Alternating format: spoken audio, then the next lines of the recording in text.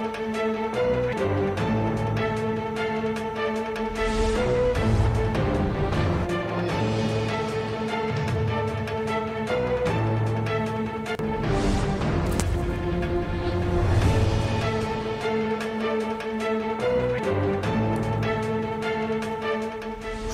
లో పలు సీడీ షాపులపై పోలీసులు దాడి చేశారు. బాహుబలికి చెందిన సీడీలను స్వాధీనం చేసుకున్నారు. దీనికి సంబంధించి మరింత సమాచారం మా కరెస్పాండెంట్ నాగేశ్వరరావు అందిస్తారు. నాగేశ్వరరావు, చెప్పండి, ఈ సీడీల షాపులపై దాడులకు సంబంధించి మీ దగ్గర ఉన్న సమాచారం ఏంటి?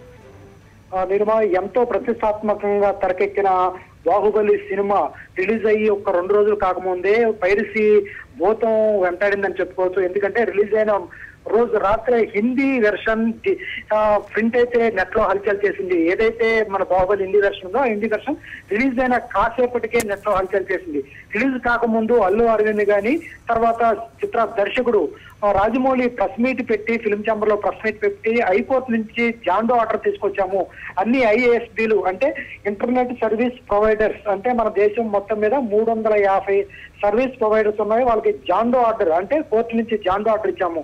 ఎవరైతే ఈ సినిమాని డౌన్లోడ్ చేస్తారో వాళ్ళ మీద చట్టపరమైన చర్యలు తీసుకుంటామని ఆ రోజు ప్రెస్ మీట్ పెట్టి చెప్పడం జరిగింది. అయితే ఎలాగైతే కానీ ఎవరైనాతేనే కానీ ఈ సినిమాని అయితే ఇంటర్నెట్ లో పెట్టేయడం జరిగింది. అయితే ఈ ప్రింట్ మీద మేము సపరేట్ కోడ్ అంటూ ఇచ్చాము.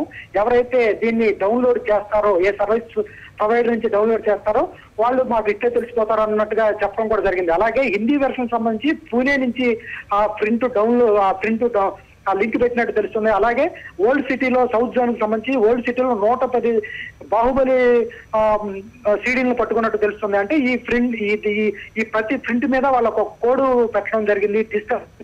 ప్రతి డిజిటల్ ప్రింట్ మీద మేము కోడ్ క్రియేట్ చేస్తామని రాజమౌళి చెప్పడం జరిగింది. అలాగే ప్రతి ప్రింట్ మీద కోడ్ ఉంటుంది. ఇది ఎక్కడైతే షూట్ చేశారో లేకపోతే ఎక్కడైతే ఏ థియేటర్ లో తీశారనేది మనకి ఇట్టే తెలిసిపోతుంది. కాకపోతే తెలిసిపోయే లోపే ఈ రోజు మార్కెట్ లోకి 200 కోట్ల రూపాయలతో తెరకెక్కిన ఈ సినిమా మార్కెట్ లో విచ్చలవిడిగా హాట్ కేకుల్లాగా 25 రూపాయలకు అమ్మటం అనేది ఆశ్చర్యకరమైన విషయం అవుతుంది. ఎందుకంటే 200 కోట్ల రూపాయలు పెట్టి బడ్జెట్ పెట్టిన ఈ సినిమా రోడ్డు మీదకి రావడంతో నిర్మాతలు కానీ డిస్ట్రిబ్యూటర్లు కానీ, కోట్ల పెట్టుకున్న డిస్ట్రిబ్యూటర్లు కానీ చాలా మంది ఇబ్బంది పడే పరిస్థితి ఏర్పడుతుంది.